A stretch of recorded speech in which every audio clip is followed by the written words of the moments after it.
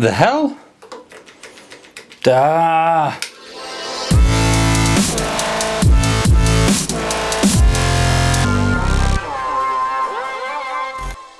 I know, I'm bad, aren't I, leaving you hanging like that, but that was the exact situation I was when I tried to start this bike.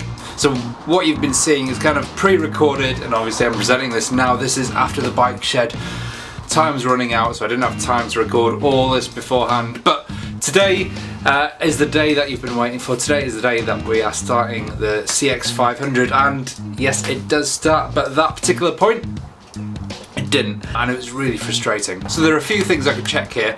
Obviously there was no clicking, so the solenoid should do a little clicking sound if you've got anything going to it, if you've got a current, or if you haven't got enough current. So if your wire isn't a thick enough gauge, then you'll be getting a clicking noise without actually turning the starter. All this kind of stuff didn't lead to there any sound being there. So the next stage is to do on this particular build, seeing as we had no starting mechanism or anything like that, no signal whatsoever, was to actually go around, check everything with a volt multimeter and see where the signal stops. So the first thing I'm going to check now is to check that is complete.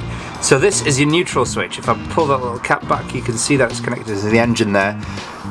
That has to be there to make a complete circuit. If the circuit is broken at all on that there, it means that the engine is not in neutral and your engine won't turn over, basically. And getting a volt multimeter on that, I can actually confirm that that is now connected. Obviously there's this little blighter here. This again is your clutch switch. When your clutch is engaged, that circuit is completed.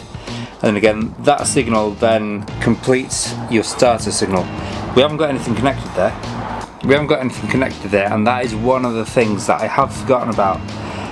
But what I have done in the meanwhile is actually hotwire it in a way. So I do know for a fact that this orange and green wire here is the wire that's needed to be connected into the clutch there. An orange and green, and then a plain green. So if I could actually physically complete the circuit, I've only put it there roughly, I've wrapped it around there, but by completing the circuit there, that makes the electric system think that the bike has its clutch engaged.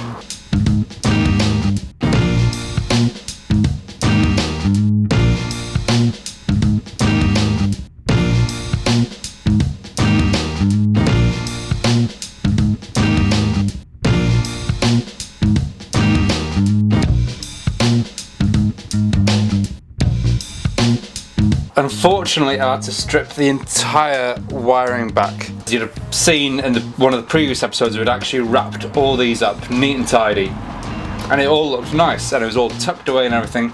Now I've had to take it all out. I've had to chase every single wire back. So my pathway has gone. So my pathway pretty much has gone all the way. Let's get this to focus. All the way from battery, chasing it all the way to the ignition switch. Then going back into the fuse box, and then tracing basically going through the path of the electricity one step at a time. And that's the one way I've had to do this. Right, so this may not look like much at the moment. I've only put a tiny bit of solder on that. Nothing much. But basically I've had to strip all these wires out. They all kind of looked alright. One end looked fine, but then putting that volt multimeter onto different parts of this. So basically the green is kind of like your return from everything. It's your negative from everything on this particular bike. So wherever you've got a positive going in, there's a negative coming out.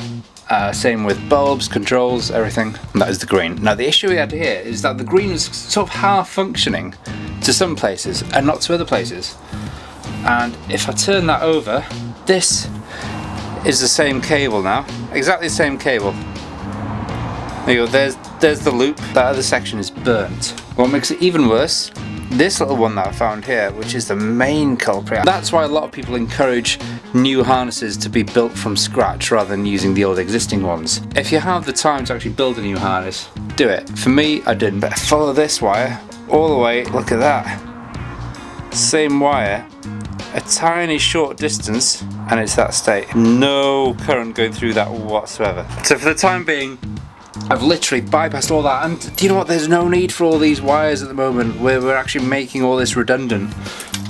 Connecting those two together, I know that those two pieces work. I've tested them. Let's try the bike.